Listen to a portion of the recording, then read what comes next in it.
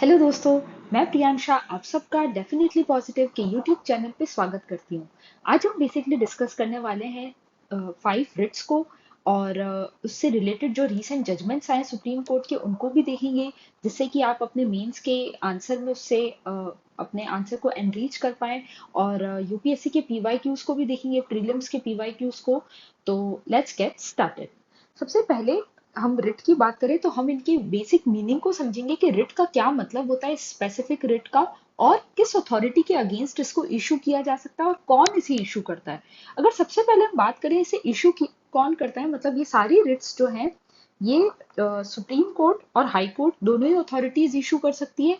और in certain cases अगर parliament authorise करे तो कोई और कोर्ट भी इसे इशू कर सकता है। पर आज के डेट में नॉर्मली अगर हम देखें तो सुप्रीम कोर्ट और हाई कोर्ट ही इन्हें इशू करते हैं। ठीक है। अब इस सुप्रीम कोर्ट इसे अंडर आर्टिकल 32 इशू करता है और हाई कोर्ट अंडर आर्टिकल 226। पर जो सुप्रीम कोर्ट है वो जनरली फंडामेंटल राइट्स का अगर हनन होता है, अगर किसी के भी फंडामेंटल राइट्स का हनन होता है तो जनरली सुप्रीम कोर्ट इसे इशू करता है। ओके। फिर अब सबसे पहली रिट की बात करें तो वो है हमारी हैबीस कॉर्पस। इसका मतलब है टू हैव द बॉडी, मतलब to have the body of the person. अगर इस ये किसी भी अथॉरिटी या पर्सन दोनों के ही अगेंस्ट इशू हो सकता है, मतलब दोनों को ही कहा जा सकता है to present the body of a specific person. ठीक है। हु इज इलीगली डिटेन, अगर किसी को इलीगली डिटेन किया हो तो उसकी बॉडी प्रेजेंट करने के लिए ये रिट इशू हो सकती है। आपने एक मूवी आई थी बीच में साउथ की, जय भीम, तमिल मूवी है। तो उसमें ये जो मूवी है उसका कॉन्सेप्ट हैबीस कॉर्पस जो रिट है उसी के अराउंड रिवॉल्व होता है कि अगर किसी को इलीगली डिटेन करने तो ये पावर होती है, फंडामेंटल राइट होता है कि उनको प्रेजेंट किया जा सकता है कोर्ट के सामने to have the body of that person. ठीक है। अब इसमें क्या इसके की फीचर्स है कि ये पर्सनल लिबर्टी को प्रोटेक्ट करता है, मतलब किसी को भी इलीगली डिटेन नहीं किया जा सकता इस रिट के अकॉर्डिंग, अगर ये रिट सुप्रीम कोर्ट या हाई कोर्ट इशू करती है तो। ठीक है। फिर ये किसी भी अथॉरिटी या पर्सन दोनों को ही इशू की जा सकती है, किसी अथॉरिटी को भी और किसी स्पेसिफिक पर्सन को भी। फिर मैंडेमस क्या है, यानी इसका मतलब होता है वी कमांड, मतलब to compel performance of public और लीगल ड्यूटी। यदि सुप्रीम कोर्ट और हाई कोर्ट दोनों ही कोर्ट्स किसी भी अथॉरिटी को ये कंपेल करते हैं, उनको ऑर्डर देते हैं, कमांड देते हैं कि आपको ये ड्यूटी परफॉर्म करनी है, तो उसका वो किसके अंडर आता है, मैंडेमस के। ठीक है। ये पब्लिक ऑफिशियल्स या गवर्नमेंट बॉडीज या ट्राइब्यूनल्स हो गए, है ना, उन सबके को इशू किया जा सकता है, उन सबको ये कहा जा सकता है सुप्रीम कोर्ट या हाई कोर्ट द्वारा कि आपको ये स्पेसिफिक ड्यूटी है ये परफॉर्म करनी है। ओके। फिर इट इन्फोर्सेस पब्लिक ड्यूटी, पब्लिक और लीगल ड्यूटी को इन्फोर्स करने के लिए जनरली इशू होती है। ठीक है। तो आप समझ गए होंगे किन किन को इशू होती है। अब आप देखेंगे कि इसमें प्राइवेट बॉडी का मेंशन नहीं किया है, ये किसके लिए, generally public bodies, government bodies या ट्राइब्यूनल्स के लिए। फिर प्रोहिबिशन क्या है, प्रोहिबिशन का मतलब ही है टू फॉरबिड, मतलब टू स्टॉप लोअर कोर्ट और tribunal from acting beyond it's jurisdiction. मतलब सबका ज्यूरिसडिक्शन फिक्स होता है। जैसे हाई कोर्ट की अगर हम ज्यूरिसडिक्शन की बात करें तो वो होता है उस स्पेसिफिक स्टेट या जहां पे भी हाई कोर्ट अगर दो या ज्यादा स्टेट्स में होता है तो जितने स्टेट्स में है वहां तक उसका ज्यूरिसडिक्शन रहता है। सिमिलरली जो लोअर कोर्ट्स रहते हैं या ट्राइब्यूनल रहते हैं उनका ज्यूरिसडिक्शन फिक्स होता है।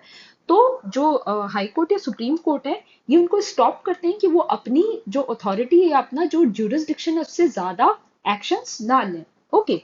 तो ये जनरली लोअर कोर्ट और क्वासी जुडिशियल बॉडीज है, उन्हीं को इशू किया जा सकता है। इसमें पब्लिक ऑफिशियल्स की बात नहीं की गई है, ना ही किसी गवर्नमेंट बॉडी की बात की है, इसमें क्वासी जुडिशियल बॉडी और लोअर कोर्ट्स की बात की गई है। तो ये चीज हमें ध्यान रखनी है कि प्रोहिबिशन में किन किन को इशू किया जाता है। तो ये प्रिवेंटिव रिट है, प्रोहिबिट कर रहा है तो यानी क्या है, प्रिवेंटिव रिट। सर्शरी क्या है, टू बी सर्टिफाइड, मतलब सर्शरी इस नाम से आप देख सकते हैं, मतलब सर्टिफाई करना।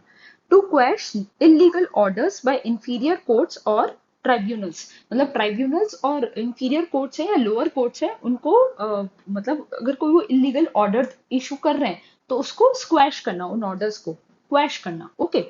ये भी कौन इशू करता है, सुप्रीम कोर्ट और हाई कोर्ट। ये बेसिकली करेक्टिव रिट है, मतलब कि अगर उन्होंने अगर किसी भी कोर्ट ने गलत रिट जारी कर दी है या कोई गलत फैसला ले लिया है तो उसको प्रिवेंट किया जा सकता है या उसको मतलब उस ऑर्डर को हटाया जा सकता है, उसको क्वैश किया जा सकता है। ओके। ये हो गया हमारा सर्शरी। फिर क्यू वारंटो क्या है? बाय व्हाट अथॉरिटी, मतलब अगर कोई इलीगली कोई ऑफिस को होल्ड कर रहा है तो वो किस अथॉरिटी से उस ऑफिस को होल्ड कर रहा है, उस टाइम पे क्यू वारंटो जो रिट है वो इशू की जाती है। To challenge illegal holding of public office, मतलब पब्लिक ऑफिस होल्डर जो है वो किस हिसाब से, किस पर्पस से, मतलब उन्होंने कैसे किसी ऑफिस को होल्ड कर लिया, तो ये रिट इशू की जा सकती है। ओके, तो ये आपने देखा कि ये सब इशू कौन करता है? सुप्रीम कोर्ट और हाई कोर्ट। अब हम इसमें देखें इनके कुछ जो रीसेंट एग्जांपल्स हैं, मतलब जो सुप्रीम कोर्ट ने जब ये रिट्स इशू किए उनको भी हम एक बार देख लेते हैं। तो जैसे फर्स्ट हैबीस कॉर्पस है, तो ये जैसा हमने ऊपर देखा ये पर्सनल लिबर्टी को प्रोटेक्ट करने के लिए इशू की जाती है। जैसे Mohammad Yasin versus state of JNK 2023 का ये केस है, तो ये भी आप कोट कर सकते हैं अगर आप अपना आंसर राइटिंग कर रहे हैं और उसमें हैबीस कॉर्पस से रिलेटेड क्वेश्चन आया है तो। इसका कॉन्टेक्स्ट क्या है? Petition filed for illegal detention of political leaders post abrogation of article 370। JNK reorganisation act आया था हमारा 2019 में, और उस टाइम पे हमारा जो आर्टिकल 370 है उसको एब्रोगेट कर दिया गया था। तो उसी से रिलेटेड कुछ पॉलिटिकल लीडर्स को इलीगली यदि डिटेन किया होगा तो उसी से रिलेटेड ये केस है। तो उस टाइम पे ये जो रिट है इशू की गई थी। Supreme Court emphasize that detentions must follow due process, एक ड्यू प्रोसेस ऑफ लॉ है वो फॉलो होना चाहिए, इलीगल डिटेंशन नहीं होना चाहिए। ओके, तो it reinforced article 21 right to life and liberty. ठीक है, फिर नेक्स्ट है अपना अर्नब गोस्वामी, अर्नब मनोरंजन गोस्वामी, ये जो टीवी जर्नलिस्ट है, उनको लेके ये है वर्सेस स्टेट ऑफ महाराष्ट्र। तो जो उनको अरेस्ट किया गया था जर्नलिस्ट को, वो चैलेंज किया गया था कोर्ट में, और इसमें भी हैबिस कॉर्पस और आर्टिकल 32। आर्टिकल 32 इसलिए क्योंकि ये फंडामेंटल राइट है, और किसी की पर्सनल लिबर्टी को अगर हार्म किया जाता है तो ये जो हमारी रिट है इशू की जा सकती है। ठीक है, फिर नेक्स्ट है हमारा mandamus to compel performance of duty. इसमें वो कहते हैं कि आपको ड्यूटी परफॉर्म करना है, प्रोहिबिशन में प्रोहिबिट करते हैं कि आपको अपने ज्यूरिसडिक्शन में रह के ही ड्यूटी परफॉर्म करनी है। ओके, तो इसमें क्या है, ये है MC Mehta versus union of India, ये एयर पोल्यूशन केस है। इसमें क्या हुआ था, supreme court issued mandamus to state governments to enforce anti pollution laws. मतलब स्टेट गवर्नमेंट को उन्होंने कहा, मतलब मैंडेमस इशू किया, कमांड दिया, वी कमांड, कि आपको एयर पोल्यूशन लॉज को अच्छे से इन्फोर्स करना है। तो इसमें क्या हुआ, कमांड दिया गया, तो इसमें क्या इशू हुआ, mandamus.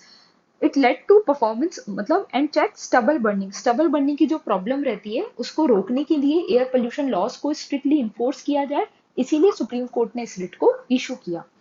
It led to formation of commission for air quality management, जो हमारा CAQM जो है, ये आज की डेट में दिल्ली में जो एयर पोल्यूशन और स्टबल बर्निंग का जो प्रॉब्लम है उनको हैंडल करती है अथॉरिटी। इसको भी हम किसी वीडियो में डिस्कस करेंगे। Okay, common cause versus union of India, ये मतलब कोविड-19 रिसोर्स मैनेजमेंट से रिलेटेड है। इसमें भी कमांड दिया गया था, मतलब उनको मतलब उनको कमांड दिया गया था कि आपको रिसोर्सेज को ढंग से मैनेज करना है। डायरेक्टेड सेंट्रल और state governments to ensure oxygen supply in hospital admissions. फिर प्रोहिबिशन क्या है, to stop excess of jurisdiction. तो जैसे कि इसमें कमांड दिया जाता है, इसमें एक्सेस ऑफ ज्यूरिसडिक्शन को प्रोहिबिट किया जाता है। इसमें रोजर मैथ्यू वर्सेस साउथ इंडियन बैंक का केस आप मेंशन कर सकते हैं। It challenge tribunal functioning rules framed under finance act, मतलब वो अपने जो ट्राइब्यूनल के जो फंक्शंस होंगे, जो उसकी ज्यूरिसडिक्शन होगा उससे ज्यादा वो परफॉर्म कर रहा होगा, तो जो उस फाइनेंस एक्ट के अंतर्गत उनके पास में जितनी शक्ति होती है, जिस ट्राइब्यूनल की जितनी शक्ति होती है, उतने ही ज्यूरिसडिक्शन में उनको वो एक्शन परफॉर्म करना होता है। तो यदि वो उससे ज्यादा परफॉर्म कर रहा होगा तो इस रिट को इशू किया गया होगा। So Supreme Court used prohibition to prevent tribunals from functioning under unconstitutional rules. Okay. फिर सर्जरी क्या है, टू क्वेश इलीगल डिसीजंस। जैसे कि श्रेया सिंगल केस जो था, ये काफी फेमस केस है। ठीक है, और it challenge section 66A of IT act. ये बेसिकली जो फ्रीडम ऑफ स्पीच है उससे रिलेटेड केस है, और UPSC के मीन्स में भी इससे रिलेटेड क्वेश्चन आ रखा है। तो फ्रीडम ऑफ स्पीच से रिलेटेड है ये, तो इसमें वही इसको सर्जरी के द्वारा इसको क्वेश किया गया था, struck down the provision as unconstitutional, क्योंकि ये फ्रीडम ऑफ स्पीच को कहीं ना कहीं हार्म करता है, section 66A of IT act. ठीक है, तो इसमें क्या आप देख सकते हैं कि जो पब्लिक अथॉरिटी है, जैसे सर्जरी जो है वो हमारा लोअर कोर्ट्स और ट्राइब्यूनल्स उन दोनों के लिए इशू होता है, पब्लिक अथॉरिटीज के लिए भी ये इशू किया जा सकता है, क्योंकि जैसे इसमें हमने सर्शरी में देखा। तो क्यू वारंट टू क्या है? To question authority of public office, मतलब आपने पब्लिक ऑफिस होल्ड किया है, किस अथॉरिटी से उसे होल्ड किया है। BP single versus union of India का केस है, petition filed challenging removal of governors. तो जैसे कई बार क्या होता है, जब गवर्नमेंट चेंज होती है तो गवर्नर्स को बिना किसी रीजन के रिमूव कर दिया जाता है। तो उसी से रिलेटेड ये केस है, बीपी सिंगल केस। ठीक है। तो court examine tenure and classification and qualifications a quo warranto angle. तो इसमें हम कह सकते हैं क्यू वारंटो एंगल है, क्योंकि कोर्ट ने इसको एग्जामिन किया था कि आपने किस बाय व्हाट अथॉरिटी आपने उनके ऑफिस, मतलब जो गवर्नर्स है उनको उनके ऑफिस से हटा दिया। ठीक है। तो जनरली क्यू वारंट तो इतना फ्रीक्वेंटली यूज नहीं होता है, इतना फ्रीक्वेंटली इशू नहीं होता है, पर फिर भी कुछ केसेस में इसको इशू किया जा सकता है और ये काफी पावरफुल रेट है। अब ये दो क्वेश्चन है, ये यूपीएससी का पीवाईक्यू है 2024 वाला, और ये 2022 में पीवाईक्यू आया था। तो आप देख सकते हैं जो रिट्स है वो काफी इंपॉर्टेंट है, और हर एक दो साल में यूपीएससी एग्जाम में इससे लेके क्वेश्चन आता ही रहता है। तो पहला ये क्वेश्चन हम देख लेते हैं। A writ of prohibition is an order issued by supreme court और हाई कोर्ट। तो अब अगर हम इसके स्टेटमेंट देखें तो जैसे ऑलरेडी टिक्ड है कि lower court prohibiting continuation of proceedings in a case, मतलब ये बेसिकली सिर्फ मीनिंग पूछ रहा था कि प्रोहिबिशन का क्या मतलब है। तो आपको इनके बेसिक मीनिंग्स पता होने चाहिए, मतलब पता होने चाहिए, तभी आप इन क्वेश्चन को अच्छे से अटेम्प्ट कर पाएंगे। और ये मैंडेमस से रिलेटेड है, तो मैं चाहूंगी कि आप ये क्वेश्चन खुद अटेम्प्ट करें और कमेंट सेक्शन में मुझे इसका आंसर बताइएगा। और आपको ये वीडियोस इंफॉर्मेटिव लग रही है तो please subscribe to my channel and stay tune for more such informative videos. Thank you.